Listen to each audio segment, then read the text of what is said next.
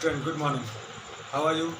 आई hope सभी अच्छे होंगे। ठीक है, पिछली वीडियोस में हमने केमिकल रिएक्शंस और उन्हें रिप्रेजेंट करने के तरीके कौन कौन से हैं, उन्हें बैलेंस करने के कैसे कैसे तरीके हैं, वो सब सीखा था। Today we discuss about type of chemical reactions. ठीक है, आज हम क्या डिस्कस करेंगे? Type of chemical reaction. Chemical reactions कितने प्रकार की होती हैं? ठीक है, तो फर्स्ट कॉम्बिनेशन रिएक्शन। ठीक है, कॉम्बिनेशन रिएक्शन जैसा देखिए, सबसे पहले इसके नाम से ही पता चलता है कंबाइन होना। ठीक है, ये रिएक्शन ऐसी होती है जिसमें दो या दो से अधिक ऐसे रिएक्टेंट होते हैं जो कंबाइन होकर एक प्रोडक्ट बनाते हैं। ठीक है, क्या कहा है?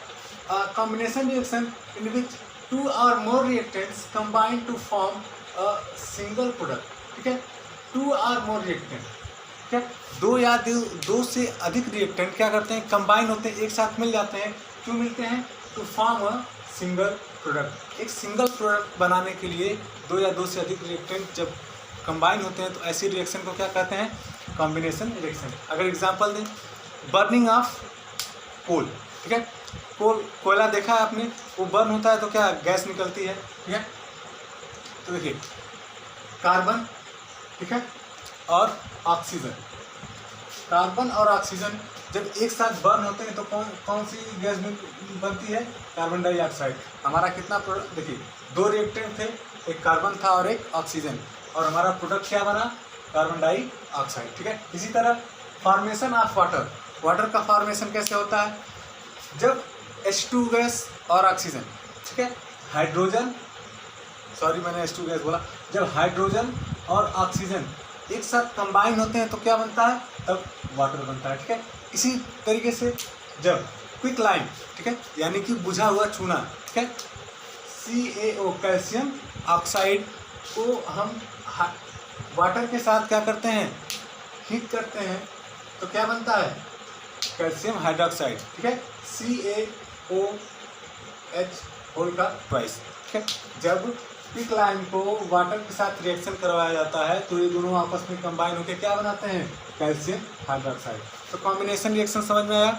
जब दो या दो से अधिक रिएक्टेंट एक साथ कंबाइन होकर एक सिंगल प्रोडक्ट बनाए, ऐसी रिएक्शन को क्या कहते हैं? Combination reaction. ठीक है, अगली रिएक्शन क्या है?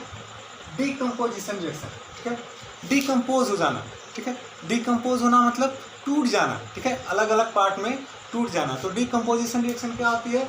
A reaction in which a compound split into two or more simple substances। ठीक है, एक ऐसी रिएक्शन जिनमें क्या होता है, जो कंपाउंड होता है वो स्प्लिट हो जाता है, टूट जाता है। इसमें two or more simple substance, दो सिंपल सब्सटेंसेस में क्या होता है? वो ब्रेक हो जाता है, टूट जाता है। ऐसी रिएक्शन को क्या कहते हैं? Decomposition reaction. ठीक है, एग्जांपल देखो, ये किस फॉर्म में होता है? जैसे अगर ए हमारा कोई क्या है? कंपाउंड। ठीक है, ए हमारा कोई कंपाउंड है, तो ये जो डीकम्पोज होगा तो ये दो सिंपल सब्सटेंस बी और सी में ब्रेक हो जाएगा, स्प्लिट हो जाएगा। ठीक है, ये एज मैंने एग्जांपल समझा दिया। अब डीकम्पोजिशन रिएक्शन में भी कई टाइप की रिएक्शंस होती है। ठीक है, आगे उनको डिस्कस करते हैं। पहली क्या है? Thermal decomposition. ठीक है, पहली क्या है? थर्मल। Thermal means heat. जब देखो, जब डीकम्पोजिशन हीट की प्रेजेंस में होता है, ठीक है, it carried out by heating. ठीक है, जब किसी भी कंपाउंड को अगर हम हीट कर रहे हैं, ठीक है, और वो दो या दो से अधिक प्रोडक्ट में टूट जा रहा है, तो ऐसी रिएक्शन को क्या कहेंगे? Thermal decomposition reaction. क्या कहेंगे? Thermal decomposition reaction. ठीक है, एग्जांपल जैसे हमारा लाइम स्टोन है। लाइम स्टोन का फार्मूला क्या होता है? CaCO3। इसका केमिकल नेम क्या होता है? Calcium carbonate. ठीक है, जब हम इसको हीट करते हैं, देखिए मैंने एरो के नीचे ये साइन बना रखा है, ये साइन ऑफ हीट होता है। ठीक है, और जब मैंने आपको बैलेंसिंग ऑफ इक्वेशन बताया था तो मैंने आपको बताया था जो भी अदर चीज़ें होती हैं जो रिएक्शन को इफेक्ट डाल रही होती हैं, उसको क्या करते हैं? एरो के ऊपर या नीचे लिखते हैं। जैसे कैटालिटिस्ट हुआ, हीट हुआ, टेम्परेचर हुआ, इन सबको कहाँ पे लिखेंगे? इसी एरो के ऊपर या नीचे लिखेंगे। ठीक है, तो बात करते हैं यहाँ पे, जब हमारा कैल्शियम कार्बोनेट है, ठीक है, और हमने इसको हीट किया, ठीक है, तो ये किस में टूट जाएगा? ये कैल्शियम ऑक्साइड में टूट जाएगा और CO2 में, कार्बन डाइऑक्साइड में, ठीक है। कार्बन डाइऑक्साइड गैस होती है और ये सॉलिड होता है। क्या है ये कैल्शियम ऑक्साइड है, ठीक है। तो थर्मल डिकम्पोजिशन रिएक्शन समझ में आई। अब बात करते हैं किसकी, इलेक्ट्रोलाइटिक डिकम्पोजिशन। इलेक्ट्रोलाइटिक मतलब अगर हमारे पास कोई सोल्यूशन है, ठीक है, सोल्यूशन है, उसमें कोई कंपाउंड है, हमने क्या किया, उसमें इलेक्ट्रिसिटी फ्लो करा दी, उसमें करंट फ्लो करवा दिया, तो वो क्या हुआ, जो हमारा कंपाउंड है दो या दो से अधिक प्रोडक्ट में टूट गया। इसी को क्या कहते हैं, इलेक्ट्रोलाइटिक डिकम्पोजिशन रिएक्शन, ठीक है।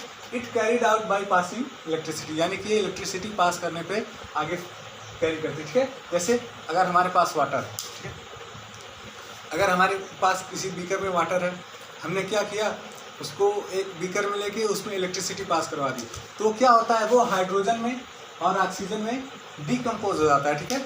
किसके कारण हुआ, इलेक्ट्रिसिटी पास होने के कारण हुआ। तो ऐसी रिएक्शन को क्या कहेंगे, इलेक्ट्रोलाइटिक डिकम्पोजिशन रिएक्शन। अगली क्या है, photolytic decomposition. Photolytic, photo, science में फोटो का अर्थ वो वाला फोटो नहीं होता, ठीक है। फोटो का अर्थ होता है सनलाइट, जो सन एनर्जी होती है उसको फोटोन से डिनोट करते हैं, ठीक है। तो फोटोलाइट डिकम्पोजिशन रिएक्शन क्या होती है, कुछ ऐसे कंपाउंड्स होते हैं जिसको अगर हम in the presence of sunlight, ठीक है, सनलाइट की प्रेजेंट में उसको रख दें तो क्या होता है, डिकम्पोज हो जाता है। ऐसी रिएक्शन को क्या कहते हैं, फोटोलाइटिक डिकम्पोजिशन रिएक्शन, ठीक है। जैसे अगर हमारे पास सिल्वर क्लोराइड है, ठीक है, अगर हमारे पास क्या है, सिल्वर क्लोराइड है, और हमने क्या किया, उसको सनलाइट के प्रेजेंस में रख दिया, ठीक है, उसको सनलाइट की प्रेजेंस में रख दिया, तो ये क्या होगा, ये सिल्वर में और क्लोरीन गैस में, ये क्लोरीन गैस रिलीज होती है, ठीक है। ये दो प्रोडक्ट में डिकम्पोज हो गया। हमारे पास क्या था, सिंगल कंपाउंड था, और हमारे पास प्रोडक्ट कितने बन रहे हैं, दो बन रहे हैं, दो से ज़्यादा भी बन सकते हैं, ठीक है। तो ऐसी रिएक्शन को क्या कहेंगे, फोटोलाइटिक डिकम्पोजिशन रिएक्शन। तो डिकम्पोजिशन रिएक्शन क्या होती है, समझ में आया, जब कोई एक कंपाउंड, ठीक है, वो दो या दो से अधिक प्रोडक्ट में स्प्लिट हो जाए, ब्रेक हो जाए, ऐसी रिएक्शन को क्या कहते हैं, डिकम्पोजिशन रिएक्शन। क्लियर है। अब बात करते हैं डिस्प्लेसमेंट रिएक्शन की। डिस्प्लेसमेंट, ठीक है, डिस्प्लेसमेंट का मतलब क्या होता है, एक जगह से दूसरी जगह जाना, ठीक है। देखिए, जब आप एक्टिविटी सीरीज पढ़ेंगे, ठीक है, साइंस में, जैसे जो मेटल्स होते हैं उसमें कुछ मोर रिएक्टिव होते हैं, कुछ लेस रिएक्टिव होते हैं, ठीक है। जैसे मोर रिएक्टिव का मतलब कि जो बहुत जल्दी किसी से रिएक्शन कर लेते हैं, कुछ को थोड़ा टाइम लगता है।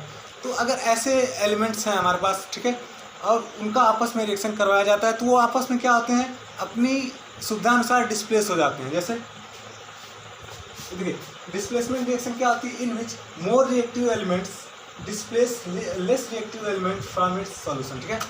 इसमें क्या होता है, जो डिस्प्लेसमेंट रिएक्शन होती है, इसमें क्या होता है कि जो मोर रिएक्टिव एलिमेंट होते हैं वो लेस रिएक्टिव एलिमेंट को डिस्प्लेस कर देते हैं, ठीक है।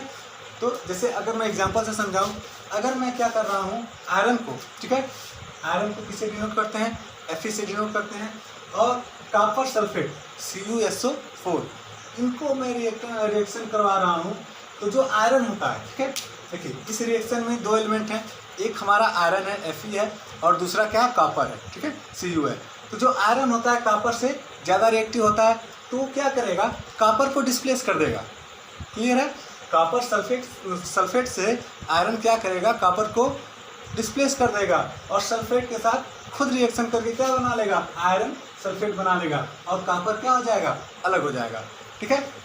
तो टाइप ऑफ केमिकल रिएक्शन समझ में आया। अभी इसमें दो टाइप बचे हुए हैं, ठीक है, एक डबल डिस्प्लेसमेंट और एक ऑक्सीडेशन एंड रिडक्शन रिएक्शन, ठीक है, इनको रेडॉक्स भी कहा जाता है, ठीक है। तो इसको जानने से पहले हम लोग क्या जान लेते हैं, दो चीज़ें होती हैं। देखिए, रिएक्शन में या तो एनर्जी रिलीज होती है, ठीक है, जब हमारा प्रोडक्ट बनता है तो या तो एनर्जी रिलीज होगी, ठीक है, या फिर प्रोडक्ट रिएक्टेंट को ब्रेक करने के लिए हमें एनर्जी की ज़रूरत पड़ेगी। तो इस टाइप से जो हमारी रिएक्शन है, दो टाइप की होती है। पहली क्या होती है, एक्सोथर्मिक, ठीक है। एक्सोथर्मिक रिएक्शन मतलब reaction in which heat is released, ठीक है, heat is released along with formation of product. जैसे ही हमारा प्रोडक्ट बनता है वो क्या होती है, वो एनर्जी क्या होती है, रिलीज होती है। ऐसी रिएक्शंस को क्या कहते हैं, एक्सोथर्मिक रिएक्शन, यानी कि हीट को रिलीज करने वाली रिएक्शन कहा जाता है, ठीक है। और दूसरी क्या होती है, एंडोथर्मिक रिएक्शन, ठीक है, in which the reaction will require energy to break the reactions are called endothermic reaction. ऐसी रिएक्शंस, ठीक है, जिसमें कंपाउंड को ब्रेक करने के लिए, ठीक है, रिएक्टेंट को ब्रेक करने के लिए हमें एनर्जी की जरूरत पड़ती है, वो क्या कहलाती हैं, वो एंडोथर्मिक रिएक्शन कहलाती हैं। तो इन सब में जो हमारी पहली थी, ठीक है, जो पहली वाली हमारी रिएक्शन थी वो क्या थी, वो एक्सोथर्मिक थी, ठीक है। और बाकी जो कॉम्बिनेशन रिएक्शन थी वो एक्सोथर्मिक रिएक्शन थी, यानी कि इसमें क्या होगी, इसमें हीट रिलीज होगी, ठीक है। और जो अदर हैं जैसे डिकम्पोजिशन रिएक्शन, ठीक है, डिस्प्लेसमेंट रिएक्शन, ये सब क्या हैं, ये इंडोथर्मिक हैं, ठीक है, ये इंडोथर्मिक हैं, ठीक है। तो इस वीडियो में इतना ही। आप लोग प्रॉपर नोट्स बनाते रहेंगे, प्रॉपर स्टडी करते रहेंगे, और यूट्यूब चैनल को जरूर सब्सक्राइब कर दीजिए, बेल आइकन को दबा देंगे तो उससे जो भी वीडियोस पड़ेंगे तुरंत आपको नोटिफिकेशन मिल जाएगी। आगे के वीडियो में हमें क्या डिस्कस करना है, 2 टाइप बचे हैं, ठीक है, रिडॉक्स रिएक्शन यानी कि ऑक्सीडेशन एंड रिडक्शन, और एक डबल डिस्प्लेसमेंट, ठीक है। उसके बाद 1-2 टॉपिक और हैं, कोरोजन हुआ, क्या हुआ, इरोजन क्या होता है, ठीक है। इसके बाद हमारा चैप्टर क्या हो जाएगा, कंप्लीट हो जाएगा, ठीक है। Thank you.